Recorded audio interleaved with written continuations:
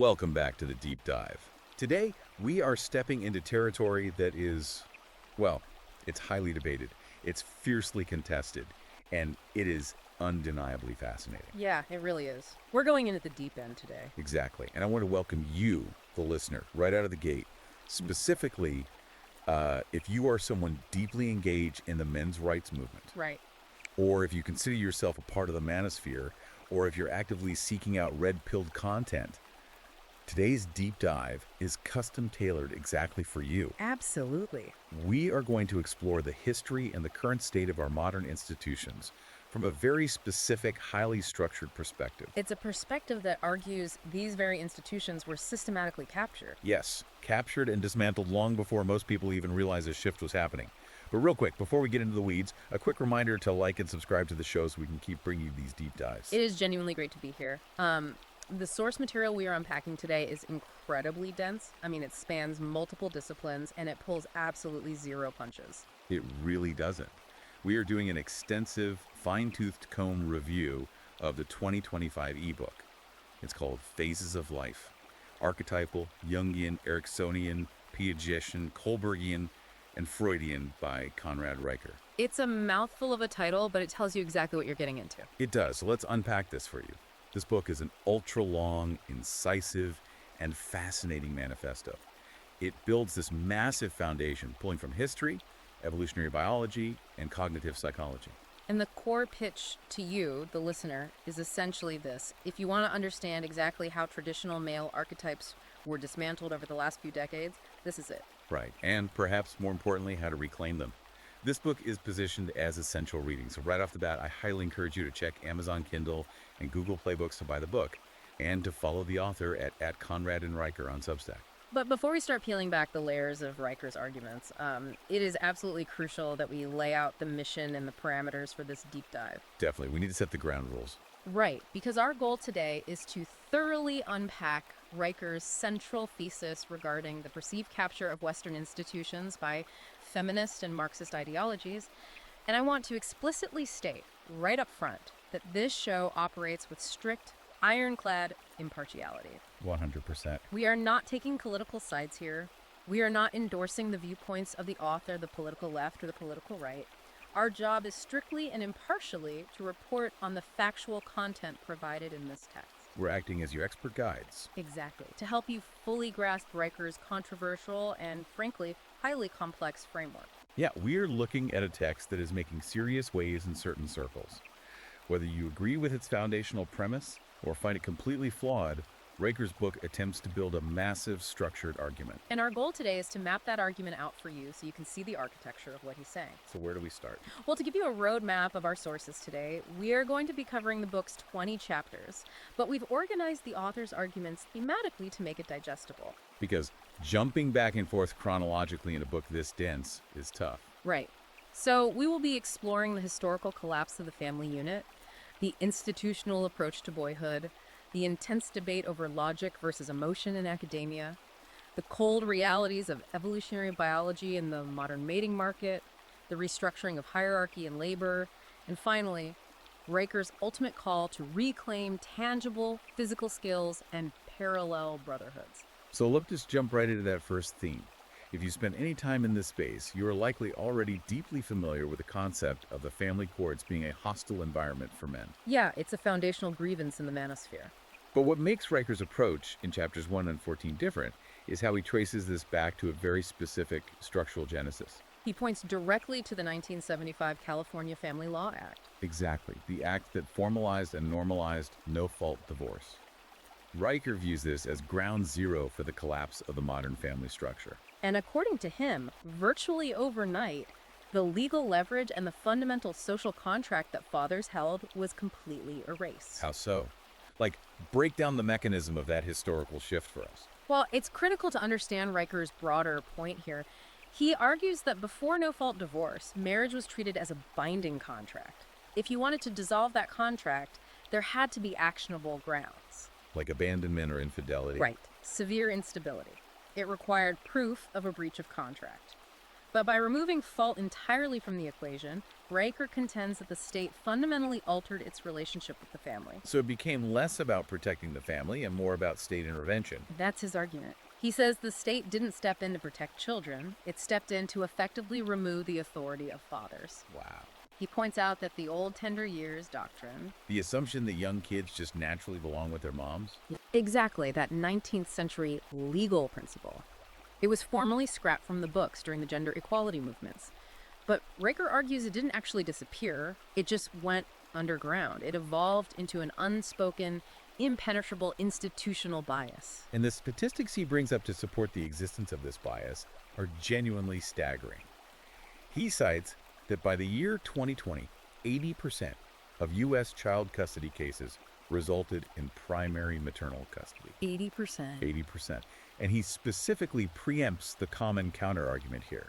He makes a point to say, look, you cannot blame this massive disparity simply on women being the primary caregivers due to historical employment differences. Right, because the modern data doesn't support that anymore. Exactly. He pulls U.S. Census data showing nearly equal employment rates between men and women in the modern era. Fathers are just as present in the workforce. They are just as capable of providing a home environment. But the family court matrix still overwhelmingly defaults to the mother. This is where we really need to look at the financial architecture underlying the system, because Riker is exploring how the state has effectively replaced the father with a massive self-sustaining bureaucracy. Bureaucracy always finds a way to feed itself. Always. And he points out a glaring systemic issue that most people are completely unaware of. In cases involving state welfare, the government actually keeps 100% of the child support payments in 12 different states. Wait, let me make sure I'm tracking Riker's logic here. They keep the money. Yes. The logic of the state is that it is recouping the cost of the welfare provided to the mother. So is he saying that the state is financially incentivized to keep families broken apart? Precisely, because in those specific situations, there is zero financial incentive for the mother to facilitate a relationship or allow visitation with the father, because she isn't seeing a dime of that child support money anyway. It goes straight into the state's coffers. Exactly. The state, therefore, becomes the primary financial beneficiary of the broken home. Riker's controversial conclusion is that the bureaucratic state doesn't actually want fathers in the home at all. It wants dependence. Because breaking the family expands the reach, the funding, and the necessity of the bureaucracy itself. That's the argument. That is a deeply cynical view of the system. But he backs it up by directly attacking the cultural myth of the deadbeat dad, Right, the guy who just walks out and doesn't care. which Riker says is largely a fabrication.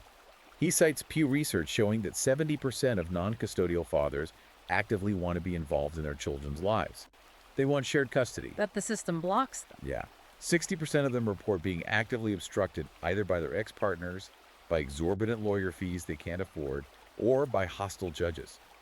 His takeaway is that we don't have a crisis of deadbeat dads. We have a crisis of a deadbeat system. And to bring this out of the abstract data, he shares this devastating anecdote about a man named Brad Otto. Oh, the Ohio case. That one is brutal. It really is. In 2016, Brad was standing in an Ohio courtroom. By all metrics, he was an ideal candidate for shared custody. He had no criminal history, he held a stable, well-paying job, he brought in documentation proving he regularly picked up his kids from school and coached their teams. He was just a normal, involved dad. Right. And he was simply fighting for equal 50-50 shared custody. And what happened? The judge looked at his file, denied his request, and according to the transcript, simply said, "Kids need their moms." Unbelievable. Just a flat denial based on a feeling. Just like that. His fundamental legal and biological rights as a parent were brushed aside based on an emotional heuristic. Which brings us to the psychological frameworks mentioned in the book's title, right? Yeah. How Riker uses them to analyze the impact of this systemic fatherlessness. Yes. He leans heavily on the developmental psychology of Sigmund Freud and Erik Erikson here. Break that down for us. What's the connection? Well, Freud posited that the father figure is essential for the development of the superego. That's the part of the psyche that understands rules, boundaries, and societal expectations. The structural part of the mind. Exactly. And Erikson talked about the critical stages of identity formation. When you remove the father, Riker argues, you aren't just removing a second income, you're removing the primary psychological boundary setter. And the data backs up the fallout from that, doesn't it? It does. He pulls CDC data from 2018 that highlights the fallout. Fatherless boys are 5 times more likely to suffer from clinical depression and 4 times more likely to attempt suicide. God, those numbers are bleak. Riker argues that you don't protect a child by severing them from their father under the guise of maternal preference. You traumatize them at a foundational level. To illustrate that psychological void, he tells the story of a 17-year-old kid named Jason from Detroit. Jason's dad left the picture when he was 2 years old. His mom was working 3 jobs just to keep the lights on, so she was effectively a ghost in his daily life as well. He was raising himself. Basically, Jason told Reichert in an interview, "I didn't know what a man was supposed to be. I just knew what I saw on TV. Either you're a thug or you're a clown." That is a chilling quote. It really is. So at 14 years old, Jason joined a local gang. And Riker makes the crucial point here. Jason didn't join the gang for the drug money or the territory. He joined for the identity. Exactly. He was desperately searching for a structured hierarchy of men to tell him who he was. He was looking for a father archetype.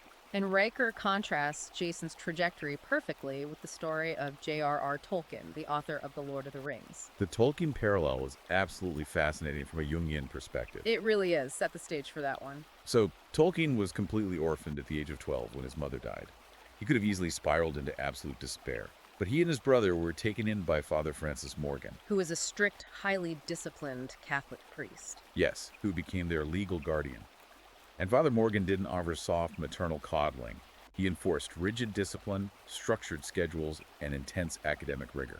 He provided the boundary setting Freud talked about. Right. Riker uses this historical example to prove what he sees as the absolute necessity of male authority in a boy's development.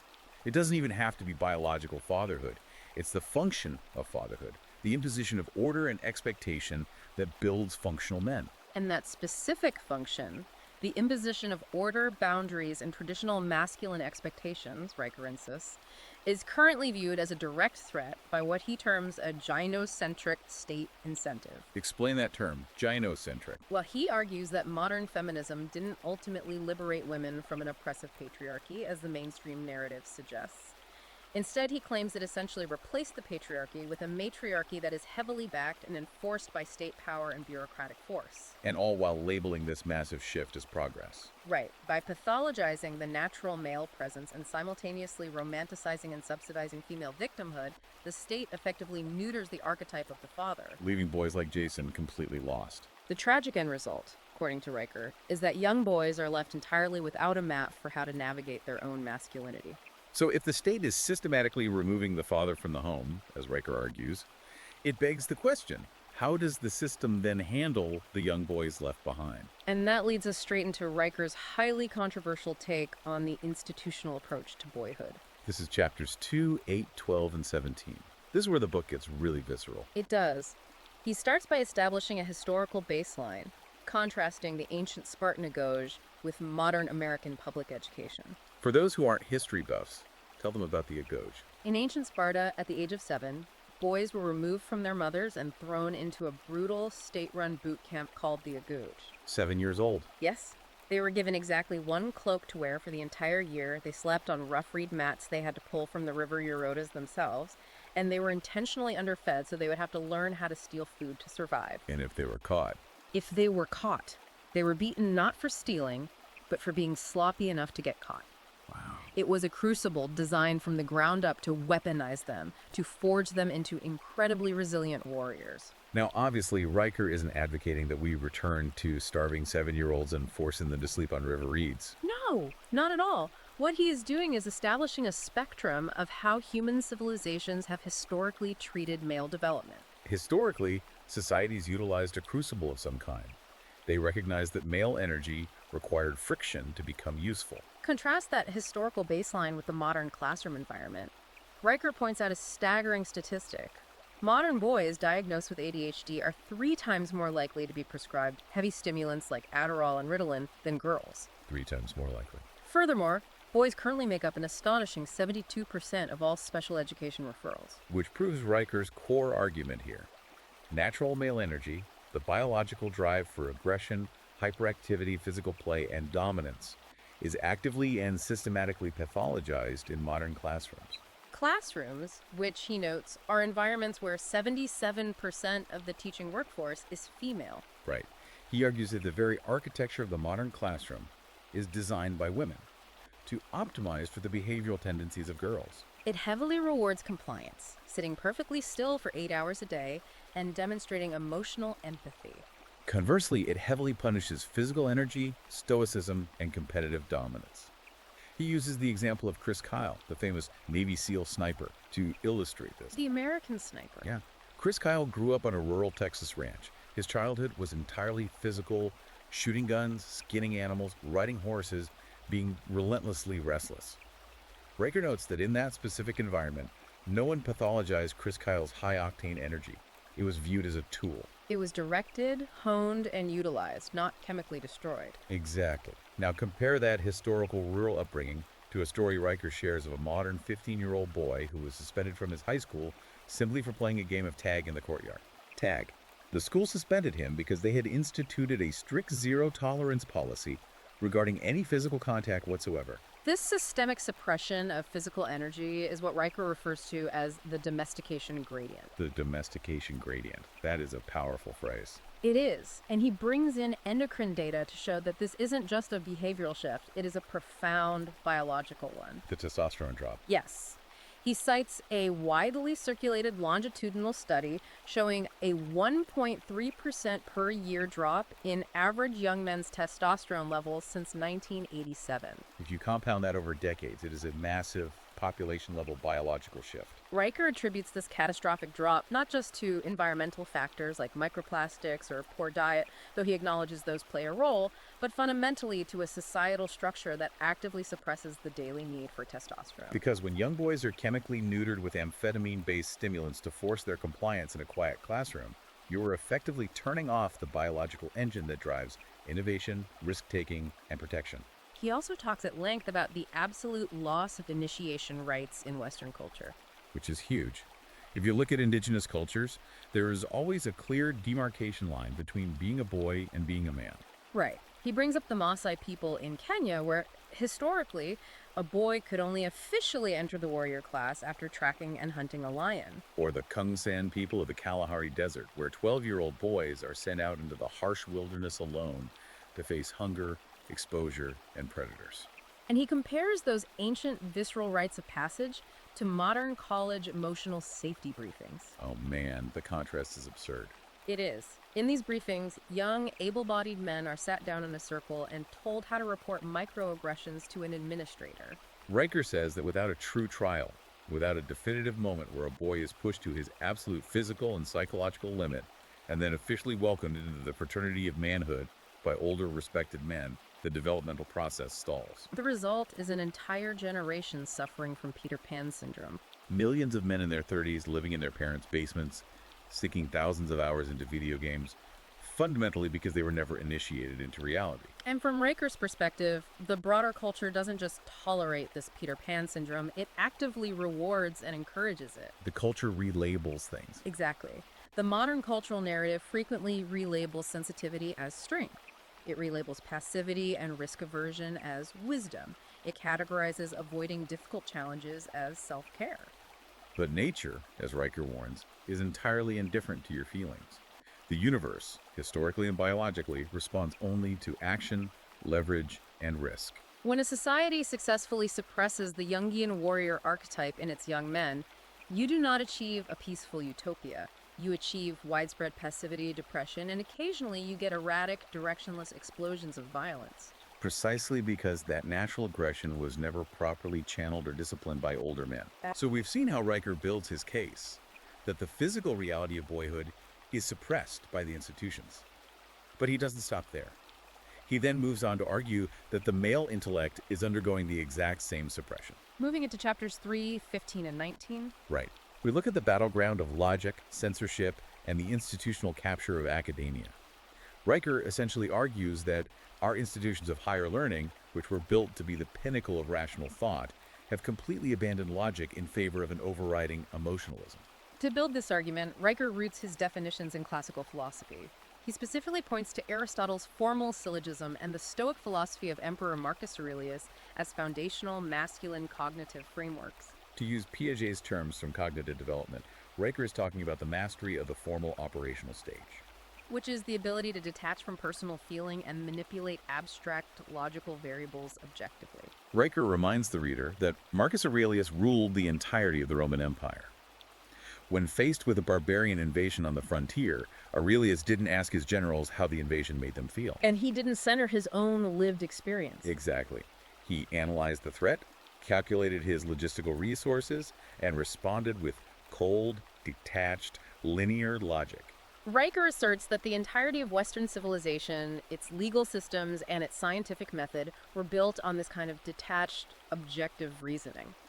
But today, he argues, universities have completely inverted this cognitive hierarchy. The numbers he provides to demonstrate this inversion are wild. He notes that back in 1965, 86% of all university philosophy departments in the United States required an undergraduate course in strict formal logic to graduate. 86%. By the year 2023, that requirement had plummeted to just 29%. Meanwhile, over that exact same time period, the funding and presence of gender studies and grievance-based academic programs exploded by over 400%. His conclusion is that the Academy has deliberately traded deduction for declaration and swapped the rigorous standard of Aristotelian proof for the subjective, unassailable standard of lived experience. What is particularly fascinating about this section is Riker's concept of what he calls the campus censorship pipeline. Oh, this is brilliant. Break down the pipeline. He maps out exactly how this anti-logic framework operationalizes itself on a modern campus. It always starts, he says, with the introduction of a trigger warning. Which seems harmless on the surface. Right, it seems harmless, but Riker argues it normalizes the radical idea that mere information can be equated to physical harm. And once you accept that information is harmful, the logical next step is the creation of safe spaces. Which physically and intellectually insulates students from ever encountering opposing ideas. And once students are accustomed to being insulated, that inevitably leads to the final stage, deplatforming. This is where the institution itself actively silences, fires, or removes the dissenting voice entirely in order to protect the emotional safety of the student body. Riker argues that empathy is a virtue. But empathy, when it is completely divorced from reason and logic, becomes a weapon used to silence all debate. He gives some highly specific, deeply documented real-world examples from the text to prove this pipeline exists. Like the Yale Halloween costume scandal. Exactly. From 2015, involving professors Nicholas and Nicole Christakis. For context for you listening, the administration sent out an email policing what Halloween costumes students should wear to avoid cultural insensitivity. Nicole Christakis, who was an early childhood educator, sent an email back suggesting that college students are adults and perhaps they should be allowed to negotiate their own offensive behavior without administrative oversight.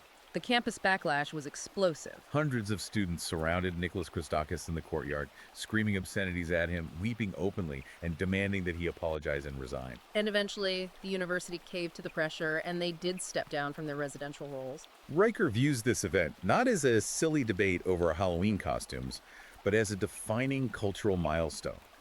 He calls it a ritual humiliation of rational authority by an emotional insurgency. In that courtyard, facts and logic didn't matter at all. Female-coded emotional distress was established as the supreme moral currency. And he traces the escalation of that behavior directly to the violent assault on Charles Murray at Middlebury College in 2017. Murray, a controversial political scientist, was invited to speak, but the student mob didn't attend the lecture to counter his research with a better research or sharper logic. No, they used air horns, they chanted, and they eventually physically mobbed him and his faculty interviewer, Allison Stanger. Giving her concussion.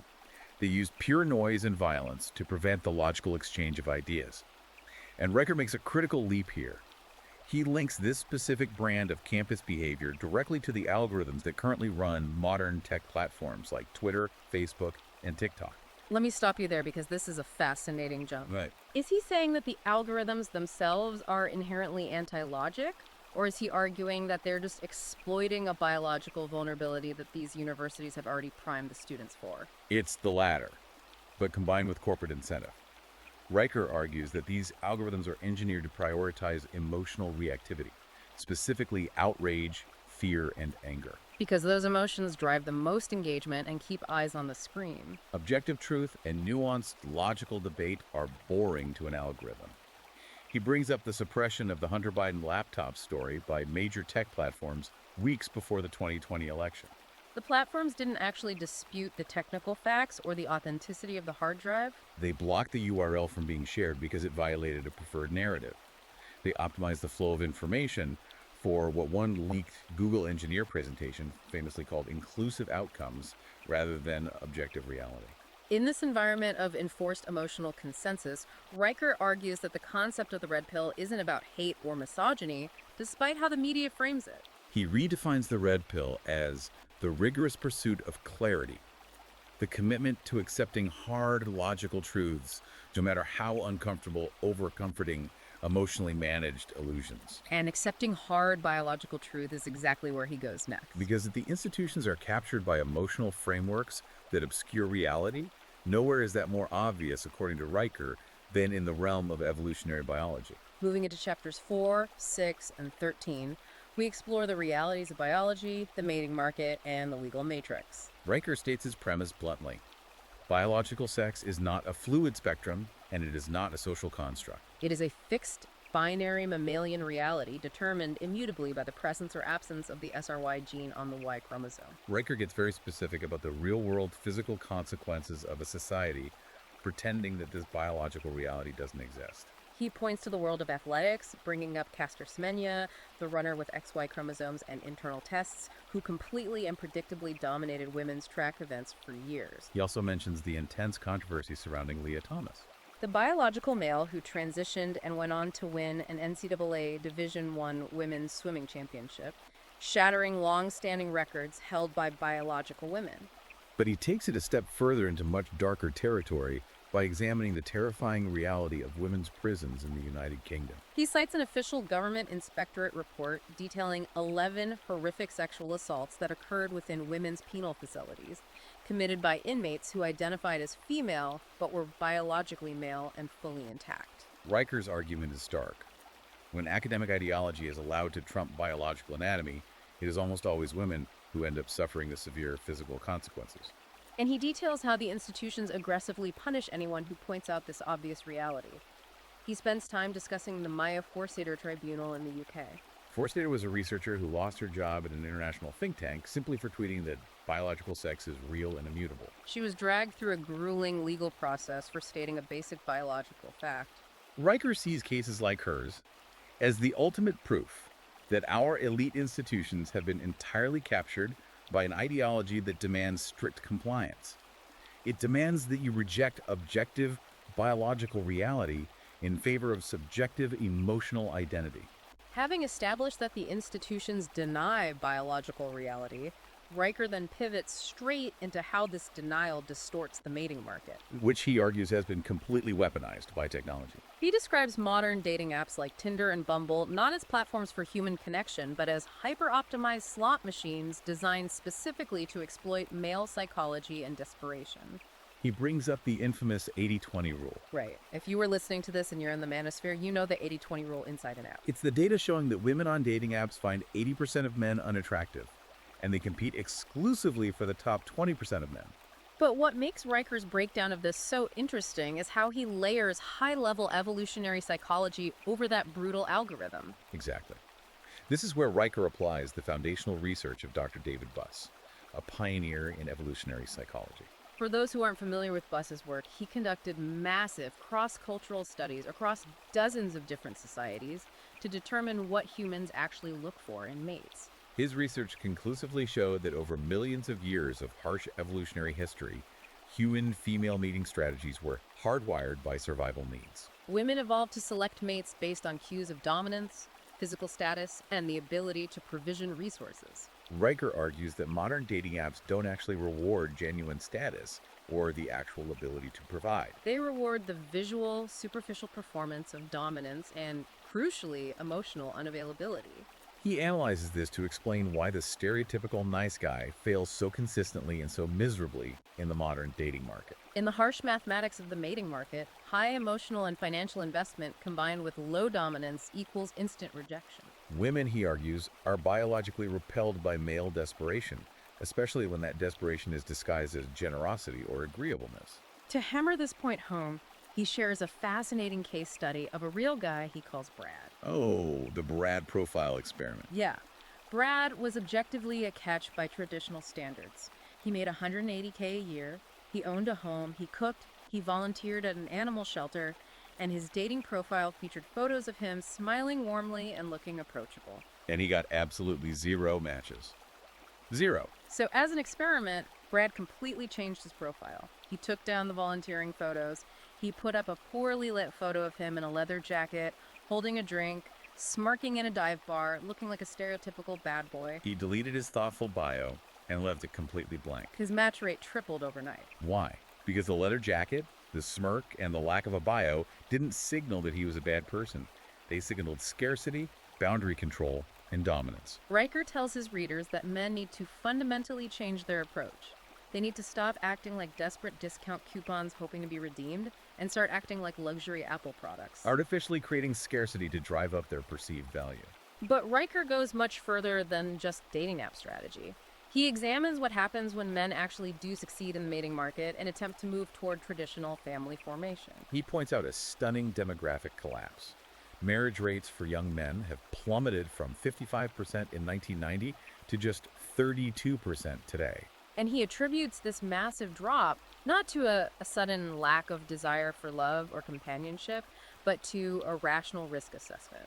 The modern manosphere, Riker points out, views modern marriage not as a romantic union, but as a highly dangerous, legally asymmetrical contract. Under the current legal matrix we discussed earlier, men assume virtually all of the financial and legal risk of the partnership. While the state enables and even incentivizes unilateral exit for women without any meaningful consequence. He ties this legal peril directly to the weaponization of Title IX on college campuses and the broader cultural impact of the Me Too movement.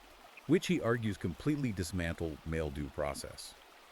He cites deeply concerning data from the National Coalition for Men showing that on university campuses, 93% of sexual assault claims handled by campus tribunals lack any physical evidence whatsoever. Yet, despite the lack of evidence, those same tribunals result in a 90% expulsion rate for the accused men. The historical legal standard of beyond a reasonable doubt has been replaced by the preponderance of evidence. Which on a campus often just means whoever is more emotionally convincing. The presumption of innocence, Riker says, which is the bedrock of Western law, has been entirely replaced by the institutional presumption of male guilt. Given this incredibly hostile environment where dating apps are rigged, marriage is a financial trap, and due process is suspended, Riker's advice to men is highly controversial, yet completely consistent with his overarching framework. He advises men to radically react by withdrawing their sexual, emotional, and financial investment from the system entirely. By selectively walking away from a game that is mathematically rigged against them, men artificially create a massive societal scarcity of male attention and provision. By reclaiming their leverage in the mating market, he argues, they will eventually force society to renegotiate the terms of engagement on more equitable, traditional grounds. This brings us to a massive inflection point in the book's logic. Right. If men are systematically withdrawing their energy from family formation and the dating market, as Riker claims, it begs the obvious question, where is all that male energy going? Or rather, where is it being withdrawn from next? And that leads us straight into chapters 5, 7, 9, and 18, where Riker turns his sights on a modern workplace, the destruction of hierarchy, and the feminization of labor and war. Riker comes out swinging in aggressive defense of traditional hierarchies. He completely rejects the modern Marxist notion that hierarchies are merely arbitrary structures of oppression designed to keep people down. He argues that functional hierarchies are natural structures of competence and profound responsibility. To validate this, he looks outside of human sociology and turns to primatology. He cites the extensive work of Franz de Waal, who studied chimpanzee troops for decades. De Waal's research showed that in nature, the alpha male isn't just a brutal, mindless tyrant who beats up the smaller chimps. The true alpha is the keystone of the society. He is the one who actively mediates conflicts between troop members, he consoles the losers of fights, and most importantly, he is the one who places himself in the greatest physical danger to protect the troop from outside predators. He holds the highest status, but he bears the absolute heaviest burden. Riker translates this biological reality to human structures, using Elon Musk famously sleeping on the floor of the Tesla Gigafactory during production crunches as a modern equivalent. Riker argues that an effective corporate or social hierarchy relies on harsh performance standards, accountability, and unilateral decision-making. And he asserts that these harsh, male-coded hierarchies will out-innovate and outproduce soft, consensus-driven egalitarian models every single time. He contrasts the raw building power of the old-school Protestant work ethic with the suffocating environment of modern corporate HR culture. To show what the work ethic used to mean, he tells the brutal history of the Ford Hunger Marchers in 1932. During the depths of the Great Depression, thousands of unemployed men marched in the freezing cold to the gates of the River Rouge auto plant in Michigan. They weren't asking for handouts, they were demanding the dignity of labor. They were met with tear gas and machine gun fire, and 4 men were killed on the spot, fighting simply for the right to work and provide for their starving families. Riker contrasts that raw, visceral, life or death physical sacrifice with the modern, sterile corporate trend of quiet quitting. And the constant demands for mental health days because an email tone was perceived as too demanding. Riker believes that bloated HR departments have successfully replaced the male drive for pride and craftsmanship with mandatory, soul-crushing sensitivity training. In dismantling the HR worldview, Riker is highly critical of the mainstream narrative surrounding the gender pay gap. He doesn't just dismiss it, he attacks the methodology behind it. He cites detailed data from the American Association of University Women, the AAUW. Showing that when you stop looking at median earnings and actually control for the relevant variables, the specific number of hours worked per week, continuous years of experience without career breaks, and crucially, the physical danger and unpleasantness of the occupation, the so-called wage gap, virtually vanishes to a few cents. He argues that the political left intentionally uses flawed aggregated data to demonize male productivity, effectively framing the natural results of male ambition and risk tolerance as systemic theft from women. And when he talks about risk tolerance, he emphasizes the absolute tragic invisibility of male sacrifice in the physical workplace. He drops a statistic that should stop everyone in their tracks. 97% of all workplace fatalities are men. It's men falling off slippery roofs, men getting crushed in heavy machinery, men suffocating in mines, and men falling from cell towers. To put a human face on this grim data, he tells the story of an anonymous miner involved in a 2019 Colorado mine collapse. When the shafts started to give way, this one miner didn't run to the exit. He stayed behind in the absolute darkness, physically holding up a failing structural beam with his own body so that 12 other men could crawl out through the gap and escape to the surface. The tunnel collapsed on him and he died doing it. And as Riker points out with palpable anger, this man's ultimate sacrifice was barely a footnote in the national media. Riker argues that modern society happily exploits male labor, male sweat, and male blood to build and maintain the physical infrastructure of the world, The roads, the power grids, the plumbing. while simultaneously, in its academic towers, labeling the very biological traits that allow men to do these incredibly dangerous jobs: stoicism, aggression, physical dominance, as toxic masculinity. This systemic exploitation and simultaneous cultural demonization doesn't just stay in the civilian workforce. Riker traces it directly into the military. He claims that the armed forces, the ultimate bastion of traditional male hierarchy, have undergone a massive, deliberate feminization that threatens national survival. He points to NATO's heavily funded $1.2 billion women, peace and security agenda, and the relentless push for gender-neutral language initiatives across all branches of the military. Riker views this as a fatal prioritization of HR compliance and diversity metrics over lethal combat readiness. The anecdotes he shares from the modern military are honestly hard to listen to. He talks about a highly decorated Royal Marine veteran in the UK who applied for re-enlistment but was flatly denied. Why? Because he refused to participate in a mandatory circle-time emotional integration training session. His official file literally noted that he was resistant to vulnerability, a combat veteran, denied service because he wasn't vulnerable enough. He also talks about a tragic incident involving German troops deployed on a peacekeeping mission in Mali. A patrol was ambushed by jihadists, but because their highly bureaucratized, feminized rules of engagement were so restrictive, they were required to call back to command to get legal permission before returning fire. Men died because the system prioritized process over survival. Riker aggressively contrasts this bureaucratic decline of Western militaries with the actions of geopolitical rivals, specifically China. While NATO debates gender-neutral pronouns, Riker notes that China is engaged in a massive, unbureaucratic buildup of hard physical power. Hypersonic missiles, advanced drone swarms, and AI-driven warfare. Riker's geopolitical philosophy here is brutally pragmatic.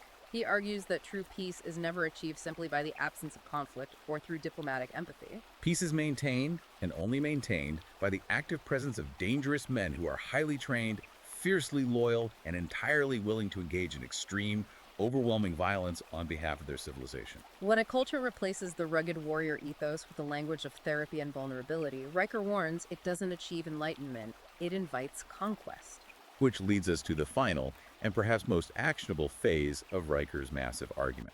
If the family courts are rigged, if the schools pathologize boys, if academia outlaws logic, if the dating market is a slot machine, and if the corporate and military hierarchies are compromised by HR, where do men go? How do they survive? No. This is Body Section 6, Myth, Faith, and Rebuilding Civilization, covering chapters 10, 11, 16, and 20. Riker first looks at the spiritual landscape, specifically the dramatic decline of mainline religious institutions. He points out that major denominations like the Episcopal Church and the Southern Baptist Convention have hemorrhaged massive amounts of male membership in recent decades. And he argues this happened precisely because they softened their hard doctrines to become more socially inclusive and adopt the language of modern therapy. From a psychological perspective, Riker argues that men are not drawn to a religion that simply acts as a celestial therapist, telling them that they are perfectly fine just the way they are. Men, he claims, inherently desire a faith that demands something difficult from them, a system that requires sacrifice, rigorous discipline, and harsh accountability. To prove this, he points to the surprising counter-movement, the explosive rise of hardline ascetic, male-only faith groups. He describes his own visit to the Monastery of Christ in the desert, situated in the brutal, remote landscape of New Mexico. He notes that young, modern men are flocking to places like this. They are intentionally seeking out extreme silence, fasting, manual labor, and strict, unquestioning obedience to an abbot. They are seeking out the ancient warrior priest archetype because the modern mainstream church has completely swapped out the demanding nature of spiritual fatherhood for the soft facilitation of a support group. He also looks at how our secular myths have been degraded. He analyzes Hollywood, which used to be the primary engine for creating modern mythologies that inspired boys. He cites a leaked 2017 internal memo from Disney detailing a specific male character initiative. The stated goal of this initiative was to intentionally reframe traditional male leads to be more emotionally available, non-dominant, and collaborative. And you can clearly see the results of this directive in the culture. Look at how modern iterations of classic heroes like Marvel's Thor or Indiana Jones have been portrayed recently. They are frequently written as bumbling, emotionally fragile, or constantly in need of being rescued or corrected by more competent female counterparts. Riker sharply contrasts this modern deconstruction with older, raw, unapologetic myths. He points to the 1982 film Conan the Barbarian, or going back thousands of years to the Epic of Gilgamesh. In those foundational stories, the heroes experience profound suffering, but they transform their pain into glorious purpose through violent action and sheer exertion of will. Not through journaling, processing their trauma, or going to therapy. Riker asserts that without these strong aspirational myths to guide them, and without the strong real-world fraternal organizations of the past, like the Freemasons, the Elks Lodge, or the Boy Scouts, All of which, he notes, have either lost massive amounts of membership or fundamentally altered their male-only nature. modern men are left entirely isolated. They are atomized individuals staring at screens. They have no mythological map for what real courage looks like, and they have no physical brotherhood to hold them to a higher standard of accountability.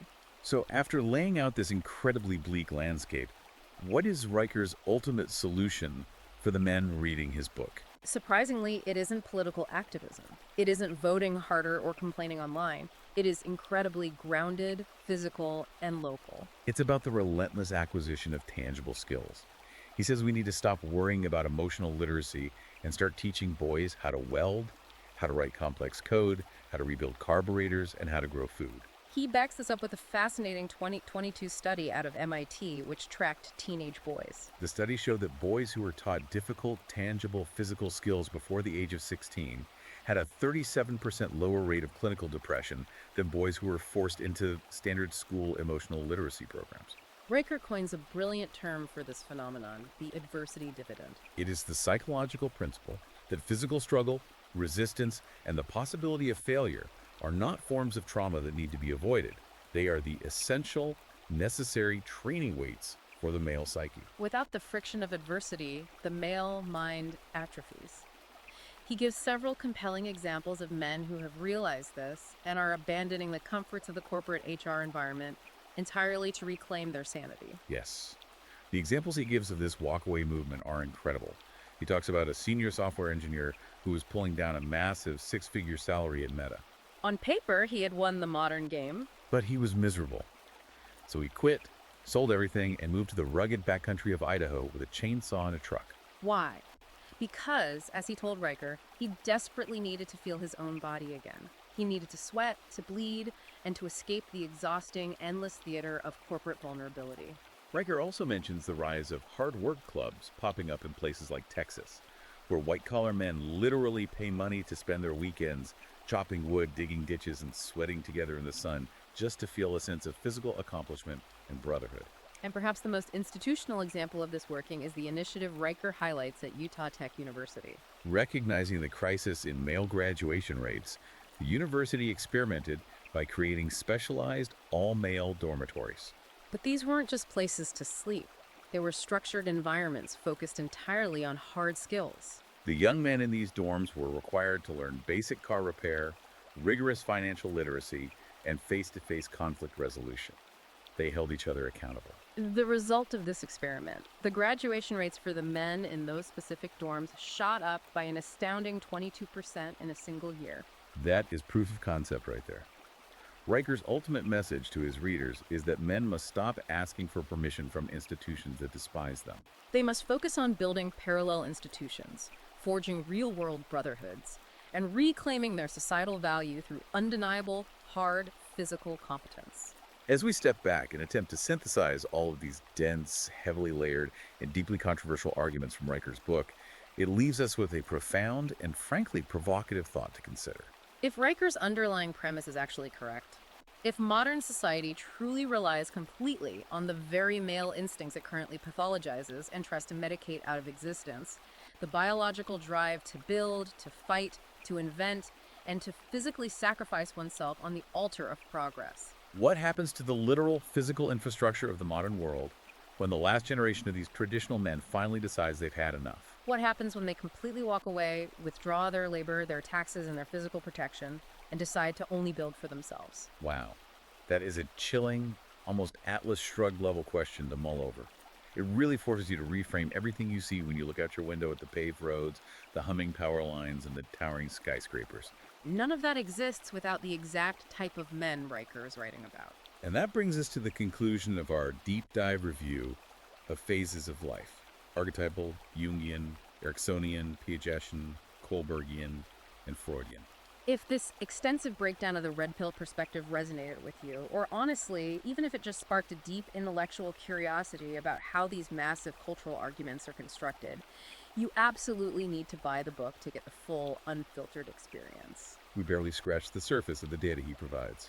The historical depth, the psychological frameworks, and the sheer volume of data Riker compiles makes it a significant, undeniable text for anyone genuinely trying to understand the current cultural fracturing we are living through. I want to urge you, the listener, to open a new tab and search for the book on Amazon Kindle and Google Play Books right now. Don't wait. And be sure to follow the author at Conrad and Riker on Substack for more essays and content exploring these exact themes. Thank you so much for joining us on this deep dive. You, the listener, the one who wants to look past the surface narratives, are the reason we dig into these massive, heavy topics. Reminding you one last time to like and subscribe to the show so you never miss a deep dive. Stay curious, stay sharp, and we will catch you on the next one.